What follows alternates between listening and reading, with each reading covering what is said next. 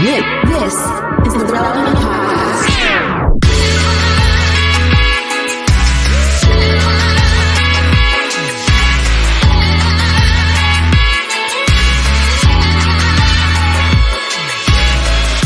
It's episode 991, and it's the Relevant Podcast here in Orlando. I'm your host, Cameron Strang, and joining me from Loverland, Virginia, it's Jesse Carey. Hello, hello. From Austin, Texas, author, speaker, podcaster, Jamie Ivey. Hey, guys. And from Nashville, Tennessee, artist, producer, and mogul, Derek Miner. Hello there. Jesse, I can't believe it. I had planned today to wear my Virginia is for Lovers t-shirt that I got at the Virginia Beach souvenir shop. They had a lot of good merchandise in that shop, by the way. Guys, when I was in Alaska, I thought about y'all because in one of the cities, it said, I don't remember which city it was, but it was a little sticker that I could have bought that said, like, I'm going to make this up, but it said, like, Skagway is for lovers. And I almost bought it because I was like, they're taking... No. I know, I just forgot. I was watching whales on things.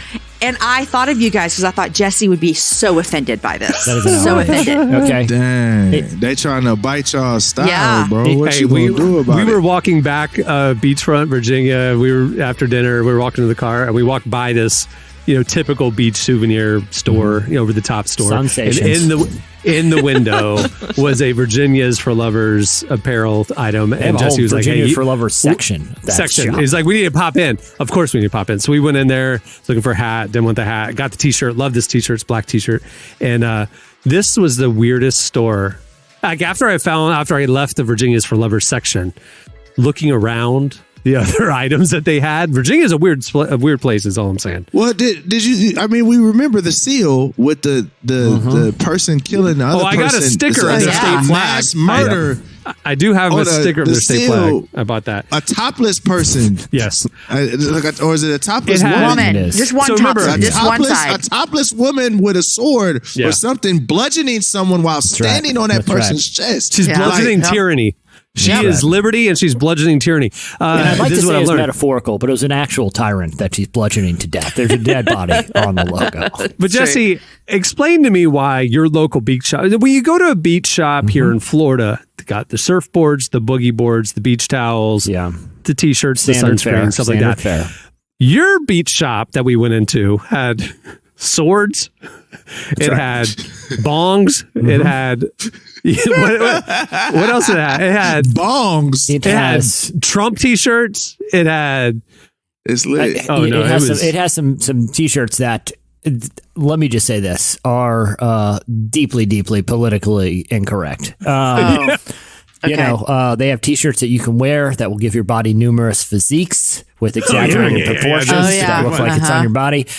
Yeah. It's a family place, but only fun families, okay? Families that's like, all right, son, all right, family, we're going to go to the shop. Son, you're going to get a hermit crab and a sticker. I'm walking out with a katana blade, okay? That's because when you come here, you're coming to have a little fun, all right? If you want to go some stodgy beach shop that'll sell you a bucket of shells and some saltwater taffy, head down to South Carolina. Speaking of South Carolina, have y'all ever road tripped on 95 ever? Have you driven I-95? Oh, yeah. East Coast? Many a time. There is this stop called South of the Border, and it is literally the first exit south of the North Carolina border. It's in South Carolina.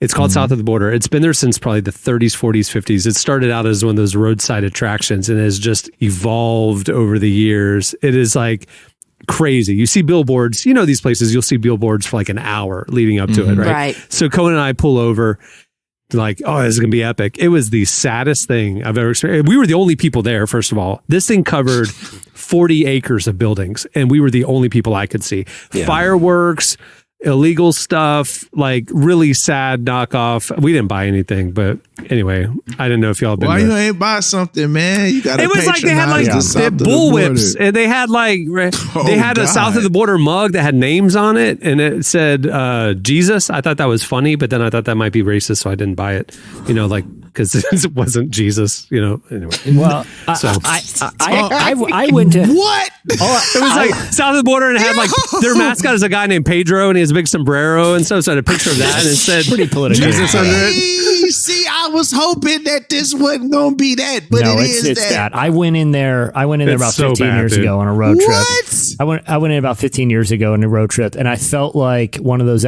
early episodes of The Walking Dead where they roll through like a new town and have to pillage the empty shopping center. That's how basically south of the border was 15 years ago. Cameron, I'm surprised it wasn't just warded off at this point. The whole theme, Derek, is that it's like Tijuana. It's like knockoff south of the border Tijuana stuff, but it's in South Carolina. So it's a whole bunch of white people doing, and their mascot is named Pedro. So it's like Pedro's restaurant, Pedro this. And it's like stereotypical 1950s Mexican stuff. But there's no one there named Pedro that it's all South Carolinians. No, that's what I'm saying. We got there and it wasn't like funny, kitschy. It was like sad, and I think this is not okay, and so we left. But anyway, yeah, it's what is going on? Yeah, oh, there you go. Jesse just forwarded you. They do have a website now. I'm on the website, and I will say, world famous. It's an actual. Now, guys, I did just get 3 viruses. Here, I'm going to send you pictures. Click this link. No, this is so photos. it's not like their mascot is not like an animal or something. Like no, it's a Pedro. man named Pedro. Like look at the pictures I just sent you. Click on that. Named Pedro. Mm-hmm. And they have crocodiles mascot. that you can look. Are they live? Yeah.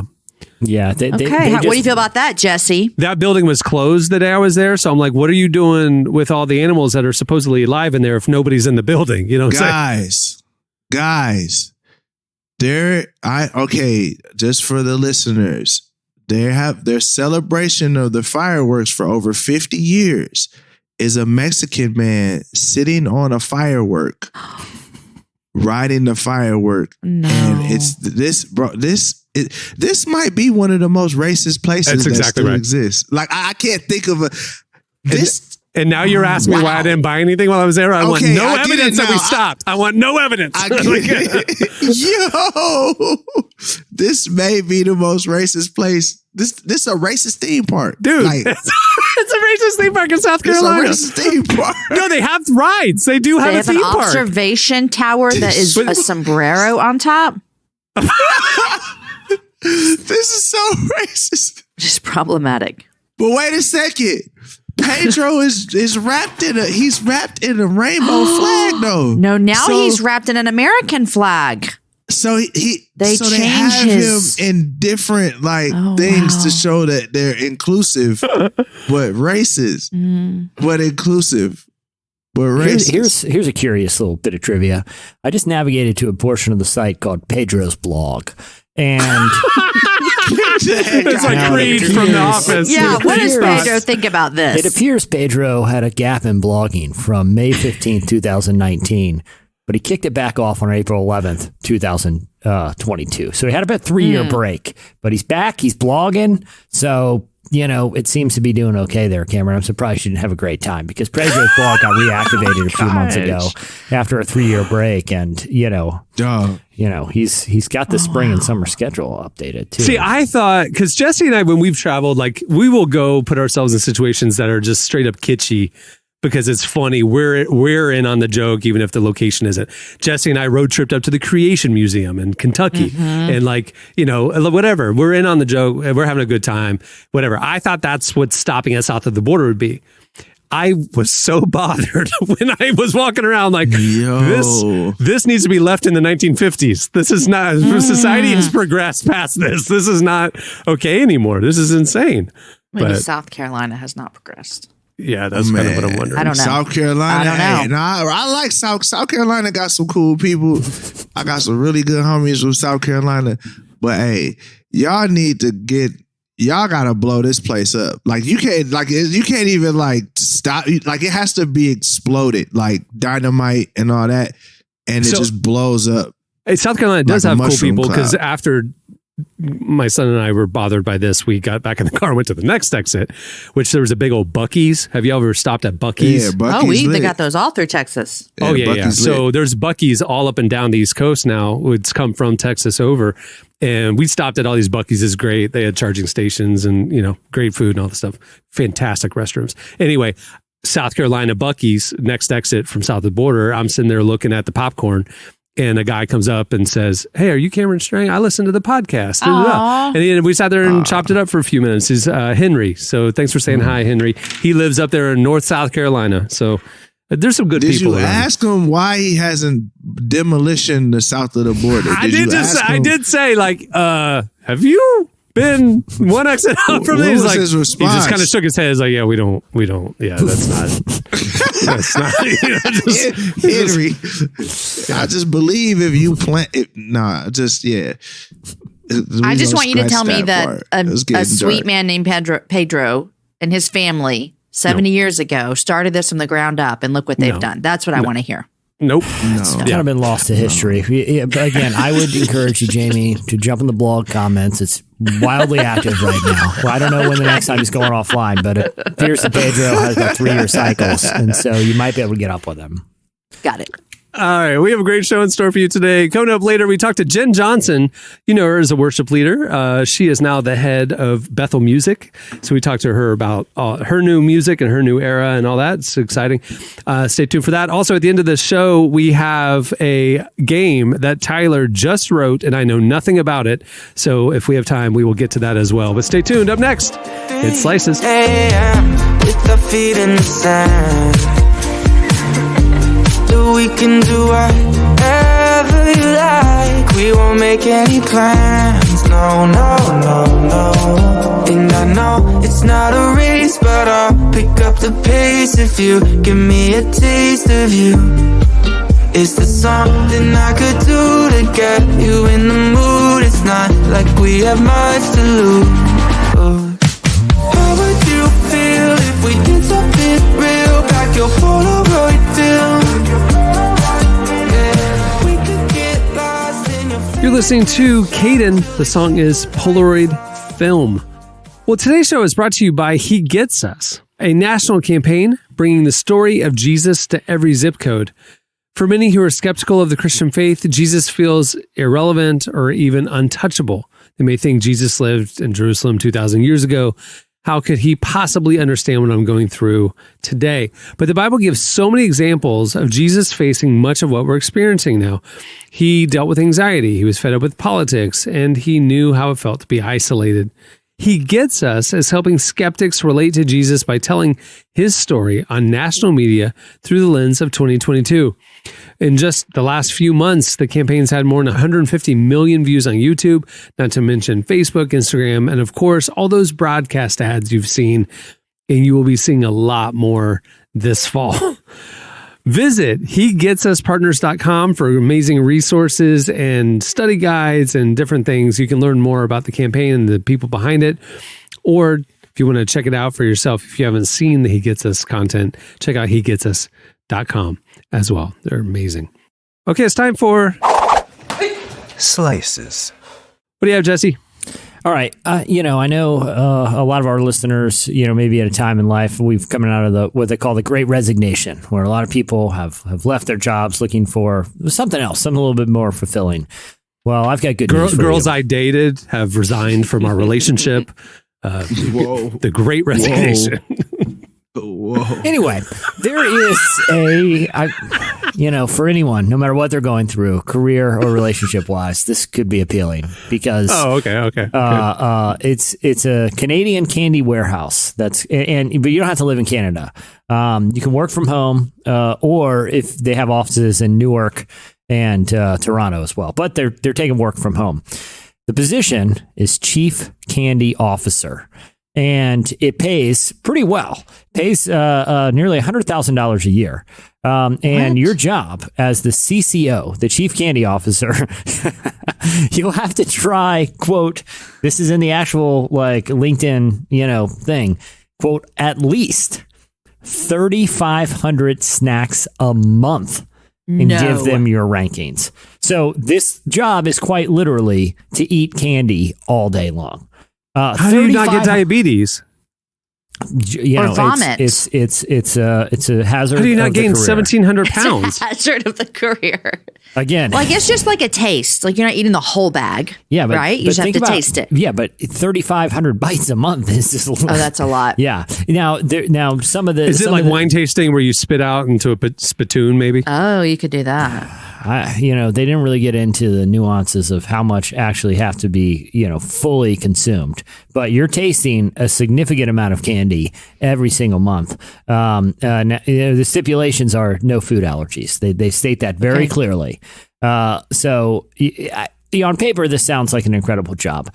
And, you also are going to be required to do some social media posting. It also sounds like one of the most deadly job in the world. Like this, how long could you possibly last in this position before you're fully diabetic or just fall over from cardiac arrest? But I did feel like our listeners, we've done candy talk here in the past. This is pretty big news in the world of, arguably the biggest job in the world of candy has just opened up. So if anyone's looking for a career and likes candy, you will have to eat. It comes out, on an average month. That's over 100 pieces of candy a day, 3,500 a month. So, Jesse, I just did a little math. Yeah. A typical bag of plain M&Ms contains 56 candies. Mm-hmm. So you'd have to have 63 bags of M&Ms a month. Oh, That makes me sick. Wait, that's just 2 a day. That's 2 a lot of bags. candy. 2 bags. Like the little convenience store bags. I There's don't people know. who eat 2 bags of candy in a work day, like little morning snack, afternoon snack. significant. I'm not saying I'm not advocating for it. I'm just saying It's a interesting. lot of candy in a month. A lot of candy. So where do they go to apply or anything? I mean, you just look at Candy Funhouse. Candy Funhouse. Yeah, they're on LinkedIn, or you can go to candyfunhouse.ca because they're in Canada. Which huge red flag. Huge red flag for me. I don't Canadian get any candy. .ca. That's different. Yeah, exactly. Canadian candy is way more that's potent. A significant Yeah. red flag. It's mostly going to be cowtails and gross stuff like that. So you should just know. Cow-tails. It's all maple flavored. I was like, it's heavy maple candy. A lot of Werthers and things like that. That just people. Derek, you have a sweet tooth. You could do it. Yes. No. Oh, okay. Nah. He's like, I'm not So when it comes to candy, I'm a very specific candy person. Okay. Like I just really like one type of candy, and it's really like What? gummy bears or like Sour Patch Kids, stuff like that. Like, but I don't the whole wide array of candy. Nah, I'm good. Like you can keep caramel candies. You can keep like most of those other candies. There's a candy shop at south of the border. It's next to the fireworks shop. You could go in there. There's a lot of selections. Gross. Really weird southern candies. I would not even stop at south of the border to use the bathroom. Like this, so whatever they have, they can keep it. I feel like the market, this is true, the market's going to correct itself because we stopped at south of the border, which again, tons of money on billboards. They're really promoting it almost like it's a tourist attraction. Not one other person we didn't see one other person other than, cashiers. And then we go one exit down to Buc-ee's, packed.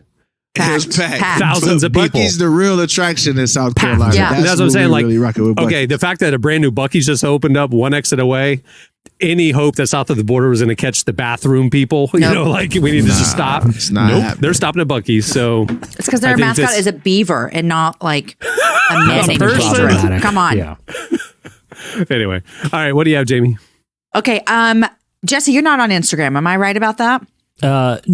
I lurk. I'll say that. You He's a lurk. lurker. Okay. Yeah. Derek and Cameron, I know that you're on Instagram. I love Instagram. Well, you may have seen the outrage recently over some ways that Instagram had changed some of their analytics and some people got upset. Here's the 2 things I did not know. So a lot of people saw this and people came out and said, no, keep Instagram, and they're wanting to prioritize videos because of TikTok. Like TikTok is just everyone's watching TikTok. And so they tried this.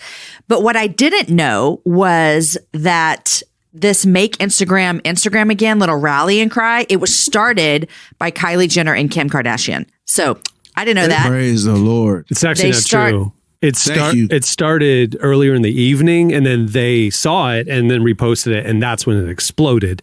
But they're the ones that made it a national Whether thing. they started it or not. Yeah. They're the Thank ones that you, caused it to Kim go and crazy. Kylie. Yeah, We that's right. appreciate you. That's right. They caused it to go crazy and with the outcry. And so Instagram kind of pulled back and learned their lesson a little bit. But here's the deal. Instagram saying, hey, we are going to have to move forward with some changes at some point because TikTok is dominating everything. And so I think they're just trying to figure out what do the users want and what do they not. But I didn't know this is that because of They've had a revenue decline over the last quarter because of Apple's app tracking transparency to the tune of $10 billion. Crazy. Wow. So I don't blame Instagram for trying to figure things out. But What's that? But here's the thing. That's Instagram's fault. Yeah. Like, you made the algorithm so restrictive that I only saw 2 people that I follow. I hate it. And the rest were all ads. So TikTok is just like, hey, we don't care about trying to make you pay for whatever. Like, you know what? And at the end of the day, you do have to pay even on TikTok to get a little traction. But it's like Instagram, you got too greedy. Yeah. Like, man, I want to be able to at least, even if you don't show me all the people I follow, at least let me see the most recent 50 people or whatever. Like, I don't want my whole timeline to be ads and like, I remember for one season, I only saw 3 people's posts. Yeah. And I'm talking about I would see posts from them from like weeks ago. Yeah. And you just like, yo, this is ridiculous. Like, so it's their fault. If you wanted to go back, just go back to the old Instagram where you could post a picture and if people liked it, hey, guess what? You get more traction on the app. Yeah. That's a good idea. We like it. And if they've lost $10 billion in revenue and are still profitable, I think that shows maybe they were getting a little greedy. Maybe A little greedy. Like, come on. Yeah, but shareholders, there's no such thing. Yeah. I mean, they want continually growing returns forever, so they have to Yeah. get greedy. But we've been talking about this a lot on our team because this affects us and a lot of people. I think it's interesting. So I'm one of the few people who their feed changed, the interface changed. So when I would log into Instagram, they went full screen and it looked exactly like TikTok. Like, it was indistinguishable. Like, I didn't know what app I was in. And Wow. and so they were trying. And so he was like, his first announcement, the CEO of Instagram was like, we're testing this on a small number of people and whatever. And then when they were changing the interface as well as changing the algorithm. And so when the Kardashians posted the whole make Instagram again, it was like, he announced the next day, like, okay, we're going to roll back that interface change, because not just like the public outcry, but like our initial data even said that usage went down for the people who had this interface, which same. Right. I was on Instagram way less those days, and it was just frustrating. And everything was video. I mean, it was like 95% video in my feed and maybe one static image. And so people like the Kardashians, which are all about the manicured photos and stuff, and that's how they built their empire. They're not sitting there trying to vlog and just hold up their camera and do a loose, like talking to the cam type vibe. They want a very manicured, elevated, luxury type aesthetic, and they can't do that on the TikTok type thing. And so all of a sudden they're going to lose their empires because Instagram decided to chase TikTok. So it's interesting to me that it was affecting their money.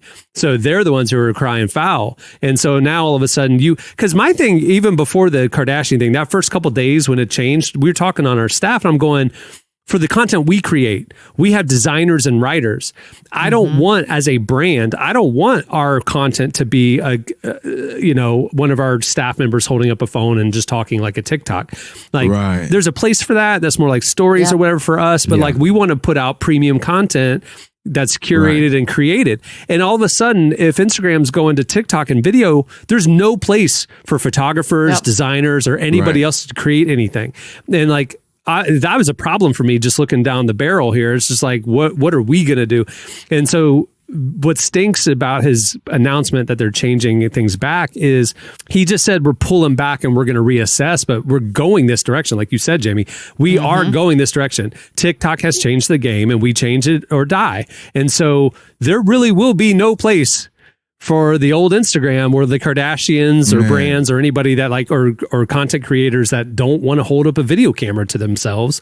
Like, there's no place for them anymore because Instagram will go this direction, whether it's last week or 2 months from now. They said, we're just slowing down, but we're going. But I think another thing, like, I think if Instagram would just make the algorithm more favorable, how it was, like, because that's the thing about TikTok. TikTok's algorithm is really, really favorable. And I think most people went to TikTok not because they wanted to start a whole new platform. I know a lot of people that were comfortable with Instagram, but they left Instagram and said, well, I got to do 3 posts a day on TikTok. I'll at least get a chance to get some virality with my posts. So I just feel like if Instagram, they really created the monster of TikTok because you ran a lot of your users off to a different platform. Now they've built, sizable platforms on TikTok. Them coming back, I don't know. Yeah. The video thing I get, I just go like, if Instagram's going to throw out, like their whole thing was, we want to support creators. And again, how many frankly, business empires have been started because of Instagram? Kardashians are case in point. And there's no place for them anymore. Like that's going to be a problem from just a business perspective, or like launching things perspective, that there's only one lane now. And it's like a vertical video of me doing something to get your attention in 7 seconds. I mean, that's just not what the other thing was. Yeah. And so I'm just kind of like, they missed the opportunity to stay themselves. Like in this time to it's like the change you needed to make wasn't actually format. What you was were doing. algorithm. It was algorithm. Yeah. It's just stop being greedy. That's literally what you needed to do. It's like, oh wow, their algorithm's really favorable. Let us pull it back, as opposed to saying, well, let's keep this really restrictive algorithm and go just like TikTok. So we're going to be an even more restrictive version of something else. Well, and Cameron, to your point earlier, I mean, Jack Dorsey's talked about this, about why he wish there was never a Twitter IPO, because he feels like being beholden to shareholders forces them to push, changes to the functionality to increase profitability, even if it doesn't serve the long-term future of the product or the customer base. I mean, like I said, he's wanted to take it back private because he feels like it is the nature of having a publicly traded company that's forcing a lot of these platforms to make features that don't serve users.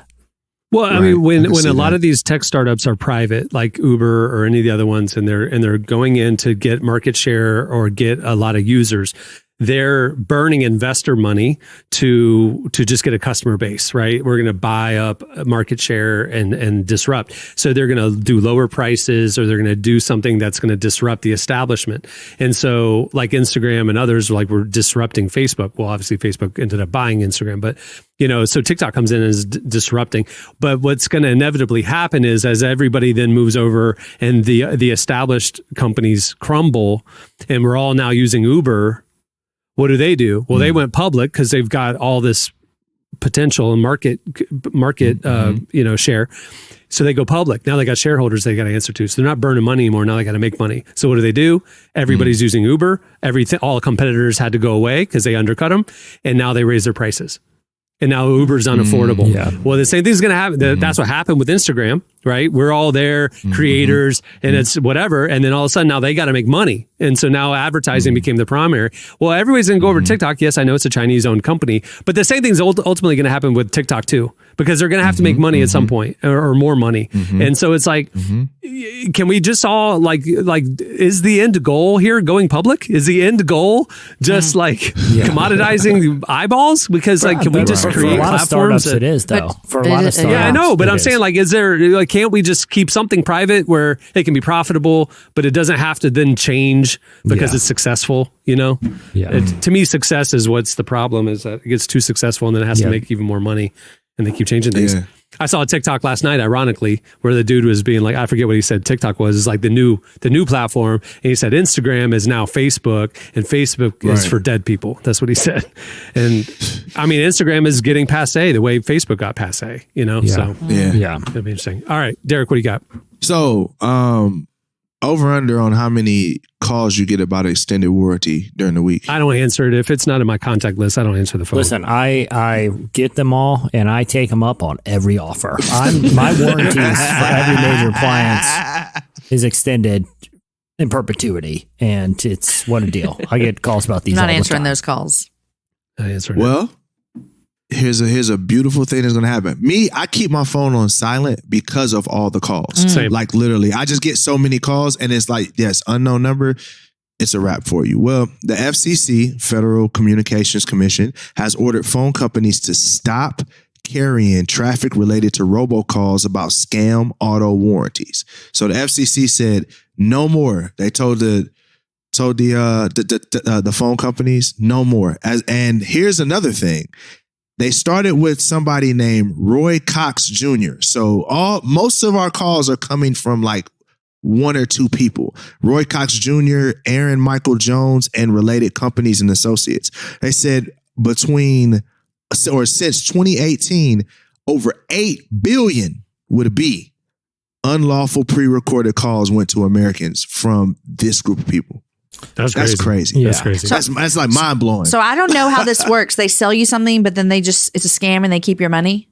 I guess That's it's the like point? I guess they're like warranties, but they're not really good warranties. Okay. They're like Yeah. probably have some sort of loopholes or whatever in there. I never inquire about the quality of the warranty, just knowing I have it. And I call these people back too to ask them questions. And, it's. Got a few questions about this scam warranty. Yeah. Yeah, it's a drop in the bucket, though. You know what I mean? Like, it's so much more than just warranties. It's like, Yeah. why did they just pick that one thing? Can't they just eliminate robocalling? Like, just Yeah. make that Right. illegal? Because I it's thought during there the was a political do not call season. list. And Yeah. yeah, I mean, it's I literally just this is awesome, but this is prime example. I literally just got a text from some random. I don't know what it is, but they said unusual activity. We've suspended your Amazon account due to unusual activity. And then they give this fake login attempt and say it's from Russia. And they want me to click this Nope. link. Hey, But- Derek, so- click it, but so- have your social ready because they're going to want that. They're very helpful. You don't want to go looking for that. Just have it ready. Have it top of mind because they're going to ask you a lot of very personal questions, including what was your first car man. and We things get like that. spam in our DMs. I get spam on my DMs. I get spam on my text. I get spam phone calls, spam emails. I'm like, man, Oh my God, I'm exhausted, y'all. I'm literally on the Federal Trade Commission's do not call.gov website, putting my cell phone number on the do not call. It doesn't matter. I've been on Yeah, it. it doesn't matter. They It doesn't still gonna work. do it. It Doesn't doesn't work. matter. It doesn't work. They just They'll make it still do illegal. it. Make it illegal. I agree. Anyway, all right, that'll do it for Slices. Stay tuned. Up next, Jenn Johnson joins us. I'm on my knees, don't you dare come and dance with me. Oh, can't you see I'm moving alone? As long as I pose, I don't care if you're next to me. Pose 1, pose 2, pose 3. I'm on my knees, don't you dare come and dance with me. Oh, can't you see I'm moving alone? As long as I pose, I don't care if you're next to me. It's raining hard on the outside. I'm moving on the inside. Moving on the inside. The windows cracked so the outside can move. You're listening to Michelle. The song is Pose. Well, today's show is also brought to you by BetterHelp Online Therapy. People don't always realize that stress shows up in all kinds of ways, like headaches, digestive issues, messed up sleep schedules, and even doom scrolling. Guilty. Stress affects all of us daily, whether it's working on a major assignment at work or the stress of getting kids ready for school or, you having to hit a deadline at work. I mean, there's even times I've laid awake at night overthinking some of my stress as well. I mean, it's actually pretty common.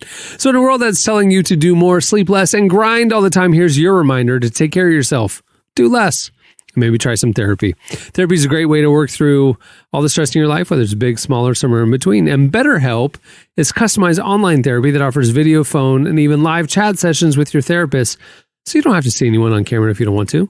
It's much more affordable than in-person therapy. Give it a try. See if online therapy can help lower your stress.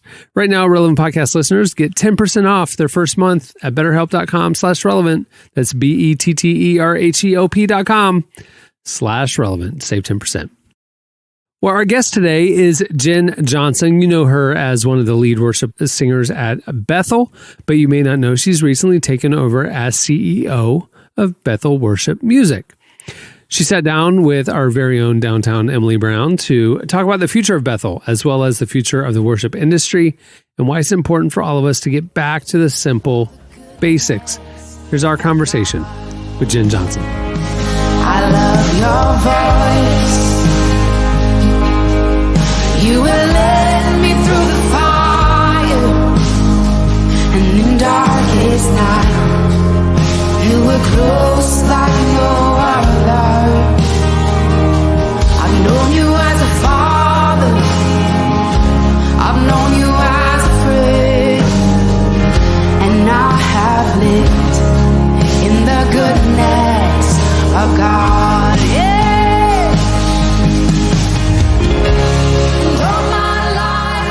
I am really excited to talk to you about the exciting changes coming to Bethel Music now that you are taking over. Yeah. How are you feeling about that? Can you kind of tell me how that came to be and why change now? Yeah. So we started Bethel Music a million years ago, it feels like. Brian and I took over were handed the worship department at Bethel in 2000. And, we were just stewarding what God was doing with songs and people, and it started to grow. And we actually went with another record label a long time ago, just to, with what was happening. And they ended up, going bankrupt. So we were like, well, a lot of the industry, was the demand for artists, what it made you live your life on the road, and, just seeing what it did with families, just not for the good.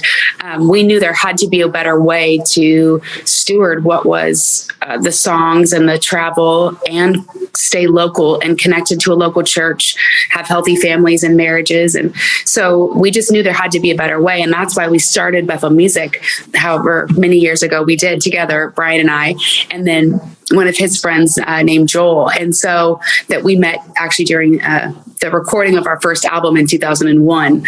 And so it was just really a natural progression. And I've always been a really vital part to kind of everything that we're doing. And Brian and I both together.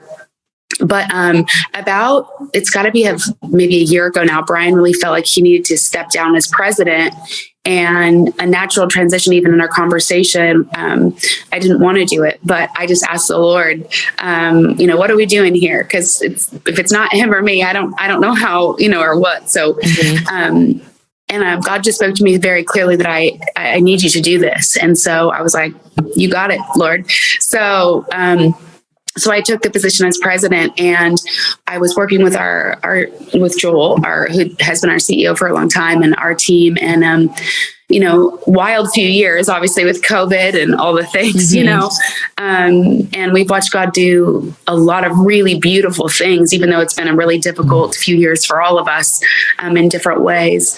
But then our CEO actually, he wrote this beautiful letter, and he felt like for this next season that he was actually supposed to hand the leadership of the whole thing to me. And so another huge transition, and then him and his family moved to Nashville. And so again, I just went before the Lord, like, okay, I can do this president thing, but like CEO, I don't know, And so our team are so incredible that even though it's been a lot of change and transition, it really does feel natural in a lot of ways. And I've just watched our team kind of step up to the bat to help and bring people around us to kind of fill in all the spots where I'm inadequate for sure, but really feeling the Lord in all of it. I am the Lord your God. I go before you now. I stand beside.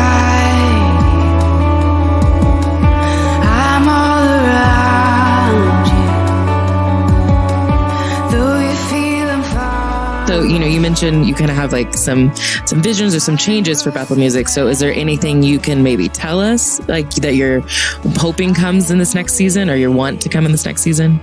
Yeah. I really feel like a simplification is the word. A lot of times with so much growth and just trying to steward so many things that God was doing and happening and people coming, and we kind of got really big, but needed to prune a lot of things and weren't able to kind of manage and keep up on all the things we were doing in a big way.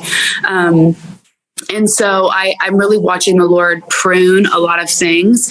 And a lot of times when you do prune a tree, it kind of almost looks naked for a little bit. You're like, oh gosh, this looks ugly. We have this fig tree in our front yard that we pruned back to it looked dead until the next season came around. And now it's you'd never even know that it was pruned so heavily, And so that's just very much why I think God started the whole Bible with a garden, is because it takes intentionality and growth and life.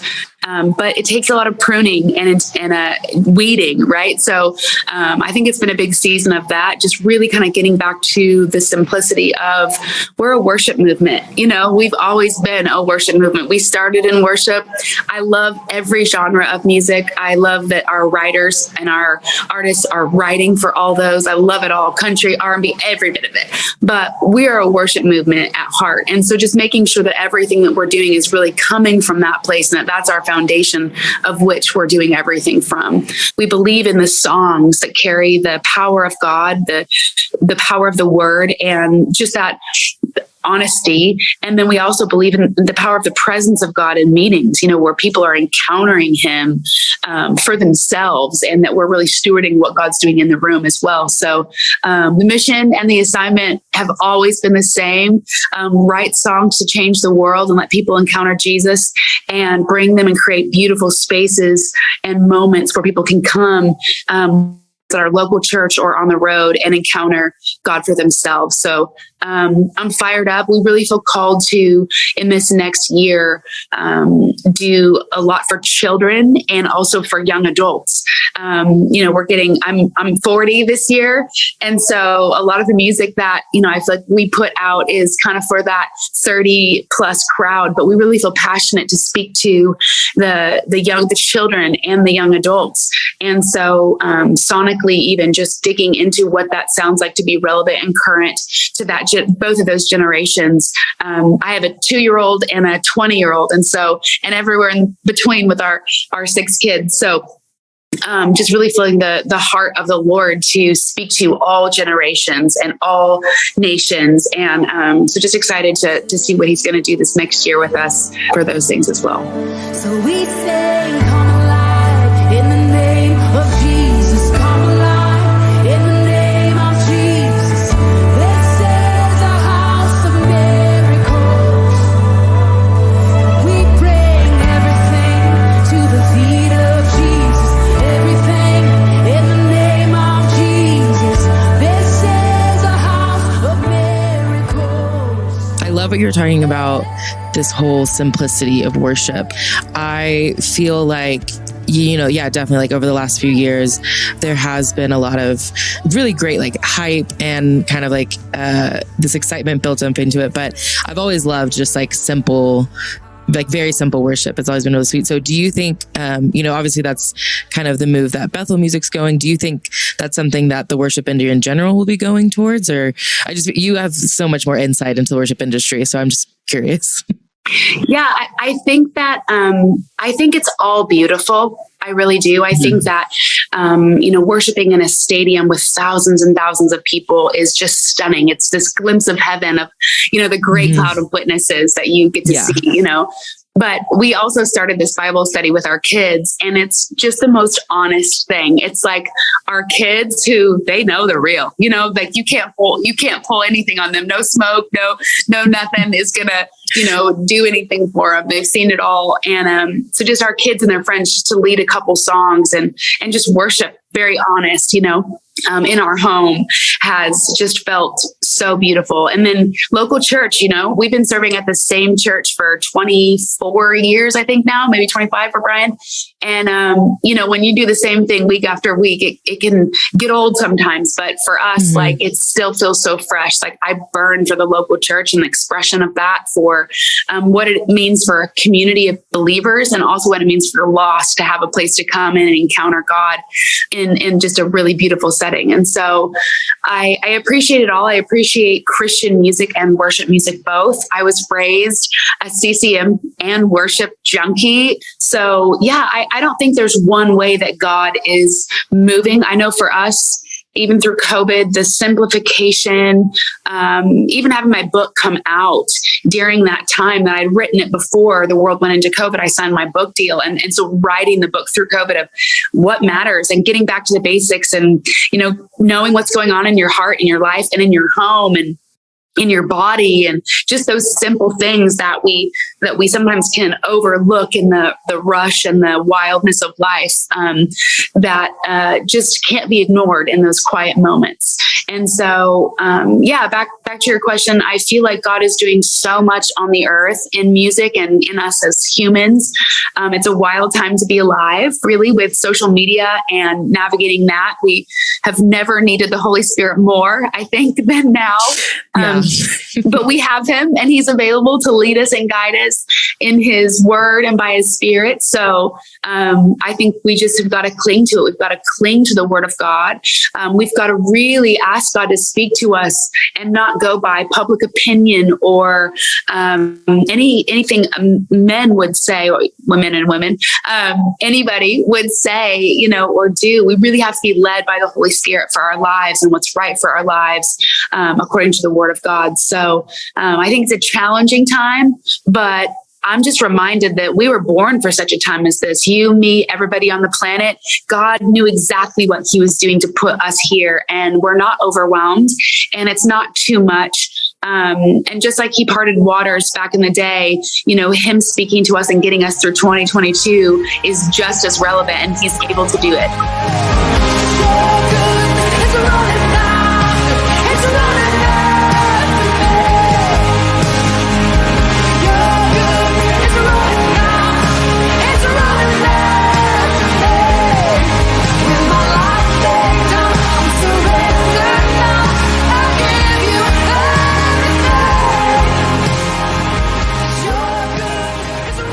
That was Jenn Johnson. Make sure to check out her stuff and all Bethel stuff. It's great. It's great worship. Hey, make that part of your routine. You need to listen to that stuff. All right, stay tuned. Up next, it's Tyler's Game. I don't even know what we're doing. Here we go. Stay tuned.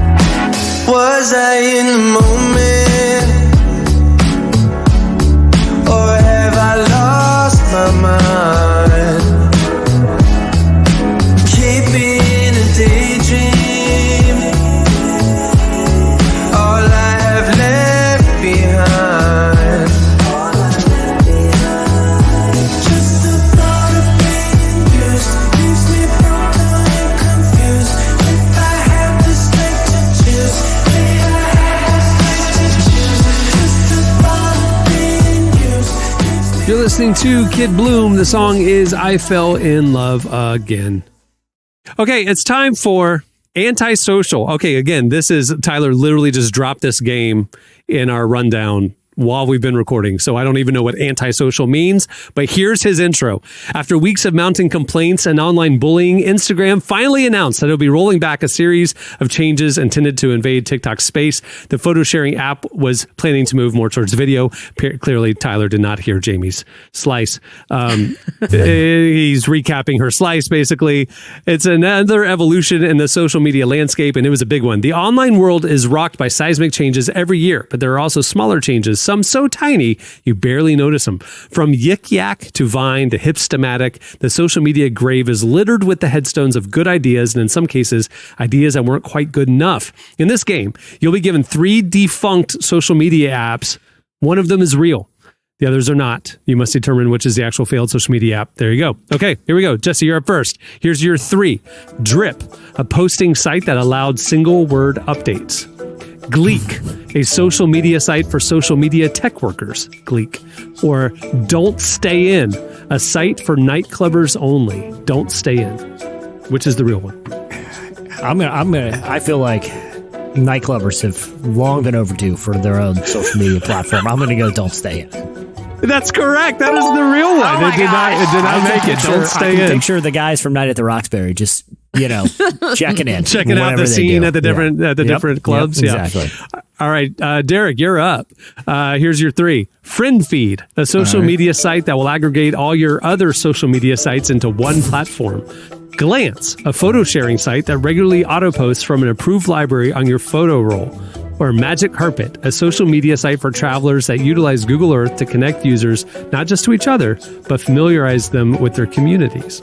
Friend Feed, Glance, or Magic Carpet, what's the real one? I'm going Glance for lazy content creators. That is incorrect. The real one was Friend Feed, a social media site that aggregates all your other social media sites into one platform. It sounds like Wolf from The Office. Anyway, all right, Here we go. Jamie, you're up. Here's your 3. Industry, a LinkedIn competitor that allowed employers to swipe left or right on potential job candidates, similar to dating app software. Petter, a social media site specifically for pets. Or GoodWiz, a site that matched users both romantically and platonically using games. Industry, Petter, or GoodWiz? What was the real one? Petter is so weird. I'm going to go with the industry one. No, the real one was GoodWiz, that you got to get matched by using games. So there you go. Okay. Yeah, that's what I look for when I'm looking to find a new romantic partner, or somebody that is really good at Scrabble, just play games with. Yep. Yeah. All right, Jesse. Keek, a video sharing site where updates were exclusively videos called Keeks. High Five, a posting site for men having a tough time making friends in their 30s. Blimped, a social media site for hoagie and sub sandwich enthusiasts. Keek, High Five, or Blimped? I mean, I hope all of these are true, and I would join the Blimp one. But I feel like the biggest felt need. It's like that Man Park sketch a few weeks ago on SNL. Yeah. I'm going to go with the one for High Five. High Five. The correct answer is Keek, a video sharing site where updates are exclusively videos called Keeks. That don't sound right, y'all. Am I the only person that don't sound right? I don't know why, but it sounds like a red flag to me. Yeah, shocker, it didn't make it. Hey, did you see my Keek? Oh. Right, yeah, that don't ring right. That ain't hitting right, y'all. Okay, Derek. Parker, an app for parkour fans to share their latest tricks and spots to practice with data encrypted to keep police at bay. Renner, a site for fans of the actor Jeremy Renner to stay in touch and up to date on the latest Jeremy Renner movies. Or Tiara, a social site for fans of the royal family to connect and share thoughts about the latest in the Crown drama. Parker, Renner, or Tiara? I'm going Tiara. The real drama. One is Renner, the site for fans of the actor Jeremy Renner. No. Yeah, it's it's the 4th biggest social media site in the world, actually. Very, very popular. All right, Jamie, here we go. Dang, I'm sleep on Jeremy Renner. Yeah. I didn't know he was popping like that. All right, Jamie, you're up. Here we go. Meez, MEEZ, an early virtual reality world in which users built an avatar and walked around interacting with other me's. That's what they called each other. King Me, one word, a dating site exclusively for wealthy men to connect with women of all economic backgrounds. King Me. Or Cart, a shopping app where users could swap clothing, household goods, or other items. Me's, King Me, or Cart? I have real problems with King Me, but that's another story for another day. I'm going to go with the shopping cart one. No, Me's, a virtual world where people walked around interacting with other Me's. There you go. It's the metaverse. All right, this is the final round. Here we go. Jesse. Flipper, an app for whale watching addicts to connect, share their favorite videos, and spots for great whale watching. Swifty, an app for Taylor Swift fans to swap messages and post fan theories about who Taylor's dating and the hidden messages in her songs. Or Makeout Club, one word, an app for indie music fans to connect for friendship or romance. Flipper, Swifty, or Makeout Club? I gotta go with Swifty. I feel like her fans, this is something they need in their lives. The real app is Makeout Club, an app for indie music fans to find romance and friendship. There you go. One of the arguably the saddest of all social media sites, but yeah. Derek, you're up. Perfect, a site where users don't like selfies, but instead give them a grade on a scale of fail to perfect. Perfect. ScuddyPad. ScuddyPad, a social media site designed for children ages 6 to 11. ScuddyPad. Or Help Out, one word, a social media site that connects people in financial, emotional, or mental need to nonprofits and charities offering cheap and free services. Perfect, ScuddyPad, Help Out. I'm just gonna hope Help Out was the Yes, one. we're hoping. That is not real, but we should launch it. ScuddyPad is the real one. It's a social media site for kids. That is a terrible idea. Well, that's good. Helping kids out. Helping kids, you know what I'm saying? That's good. Yeah, because kids need to be posting selfies and have self-esteem issues at 6 years old. Oh no, I thought it was like helping with their homework. No, No, a it was social their media own site little designed social for media. children. Yeah, their own little social media world. Anyway, Oh, that's awful. yeah. Where the predators show up. Sorry, I thought that they were just helping them Stresses with me out. schoolwork. No. Oh, wait, That's yeah. crazy. Yeah, in the era we live in now, somebody could do a Scuddy Pad tweet and then quote Derek Minor. Oh, that's cool. Like, yeah. Oh no, I am not on Scuddy Pad. I'm not with Scuddy Pad. Scuddy Pad. Just, I'm glad it failed. It did fail. All right, last one. Jesse's got one. You can tie it. Here we go. Hitcher, a social media app for hitchhikers. That actually kind of makes sense. iGroove, one word. A site for musicians and wannabe musicians to easily create and share their own music videos. Or Bachelor Pad, one word. A site for former Bachelor contestants to stay in touch that eventually opened up to Bachelor fans on an invite-only basis. Hitcher, iGroove, or Bachelor Pad. Unfortunately, I think Bachelor Pad might have actually happened, but I'm going to go with the Hitchhikers. I think that the Hitchhikers have their own little app. iGroove is the real one. A site for musicians and wannabe musicians to make cheap music Sheesh. videos. I'm telling you, there's a reason why these things failed, but that Help Out one.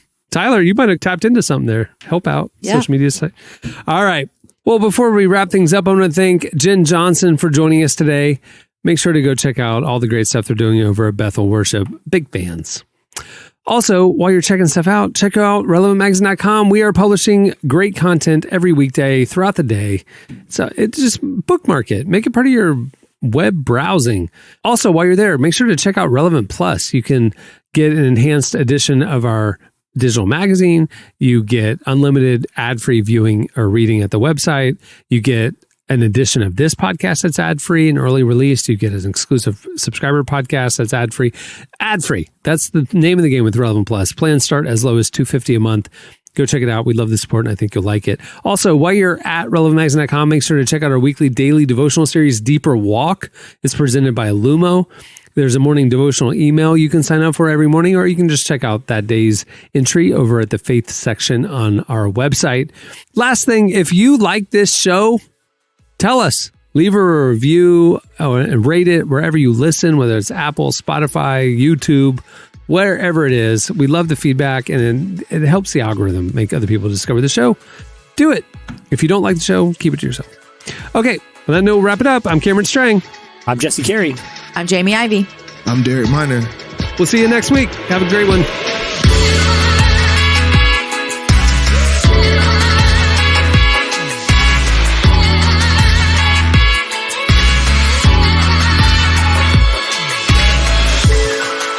Thanks for listening to the Relevant Podcast.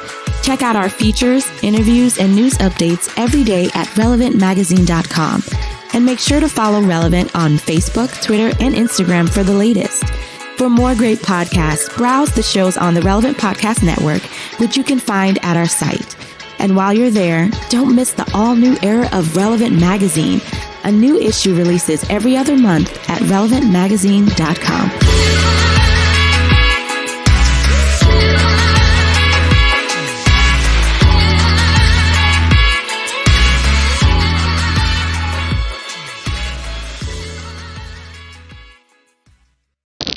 You know, it's a family place, but only fun families. Relevant Podcast Network.